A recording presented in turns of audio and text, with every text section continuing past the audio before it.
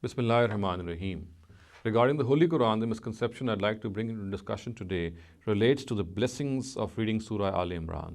Now, we know that our Mufassirun, our various hadith books, they mention certain blessings with regard to various surahs. If these surahs are read, then that will entail such and such blessings for us. Now, I have chosen two basic narratives which mention these blessings. We will read these narratives and then see how our scholars of hadith have almost totally rejected them and have given this verdict on them that they cannot be relied upon. Now, the first of these narratives is found in Al-Mawzu'at of Imam Ibn al-Jawzi, and as the word itself is explaining, that Al-Mawzu'at means an anthology in which concoctive narratives have been assembled. So this is found, this particular narrative that I'm referring to is found in that anthology, and it is from Ubay ibn Ka'b, and it says, he reports from the Prophet, and the Prophet says, or he's reported to have said, Man qara Al-i-Imran u'tiya bi kulli ayatin minha amanan ala jasri jahannam.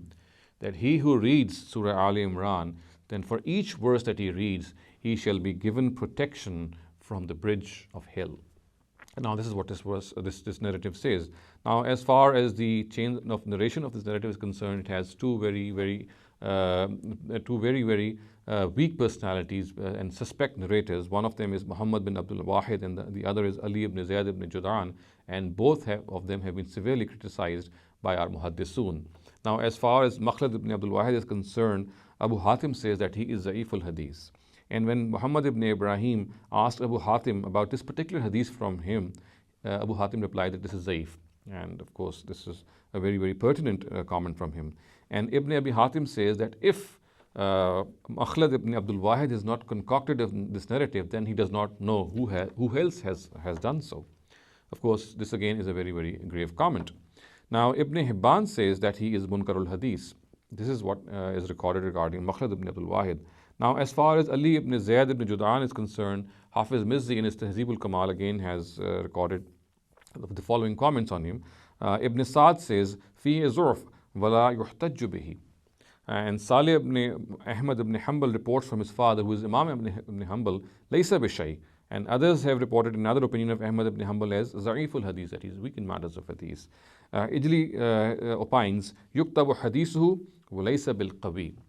Similarly, according to Ibrahim ibn Yaqub al-Juzjani, he is Wahil Hadith, Za'if, and La yuhtajju bihi.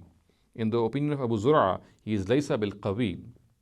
And Nisai says that he is Za'if. Abu Bakr ibn Khuzaimah says, La yuhtajju bihi li su'i hifzihi, that he cannot be adduced from because he has a very bad memory. Al-Hakim expresses his opinion as Laysa bil matin, that he is not at all a person who can be regarded as reliable with regards to the muhaddisun. Similarly, Ibn Hajar says that he is Za'if. So in the presence of all this jarha, all these comments, of course, the personalities of Makhlad ibn Abdul Wahid and Ali ibn Zayd ibn Judan cannot be regarded as reliable. And if they are found in certain narratives, then that narrative itself is regarded as suspect.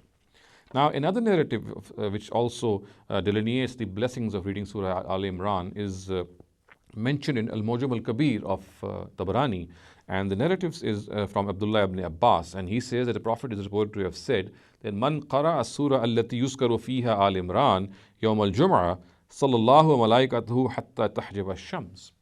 That a person who reads the surah in which the family of Imran has been mentioned on a Friday, then the Almighty and His angels send their blessings on that person until the sun sets. Now, as far as this narrative is concerned, again, it has two very suspect personalities, and one of them is Talha ibn Zayd, and the other is Yazid ibn Sanan ibn Yazid. Now, as far as Talha ibn Zayd is concerned, Hafiz Mizzi has recorded a lot of comments on him, which of course impugn his personality. Abdullah ibn Ali ibn al-Madini reports from his father, who is Ali ibn al-Madini, that Kana yada'u al-hadith, which means that he concocts, he fabricates narratives. Abu Hatim says, Munkarul Hadith, Za'iful Hadith, La yu'jabani hadithuhu. Similarly, Imam Nasai says that he is Munkarul Hadith, Laysa bis-siqa. Salih Muhammad al-Baghdadi says, La yuktabu hadithuhu, that his narratives are not worthy of writing. Ibn Hibban says that he is Munkarul Hadith, La yahillu al-ihtijaj bi khabrihi, that he states things which are alien in religion, and it is not at all allowed that one should adduce from his narratives. Similarly, Darqutni and Barqani says that he is Za'if. So in the presence of all these comments, the personality of Talha ibn Ziyad stands to be absolutely suspect and he cannot be relied upon. Now, as far as Yazid ibn Sinan ibn Yazid is concerned, the comments regarding him too are, of course, very overwhelmingly negative. Thus, for example, Abbas ibn Ad-Duri says from Yahya that he is laysa bishay, and Ali ibn Madini says that he is za'iful hadith. Similarly, Imam Nasai says that he is za'if and he is matrukul hadith. So all these comments, of course, tell us that this person cannot be relied upon. So in short, we can say that both these narratives, which delineate the various blessings of reading Surah Al Imran, both of them are not soundly ascribed to the Prophet. Not only they are not soundly ascribed, they are not even worth giving attention to, because as is the case that for the first of these narratives has been regarded as concocted, and the second of these narratives, of course, also has a very weak ascription to the Prophet Muhammad sallallahu alaihi wasallam. So it is in the well-being of all of us that we pay no heed to these narratives.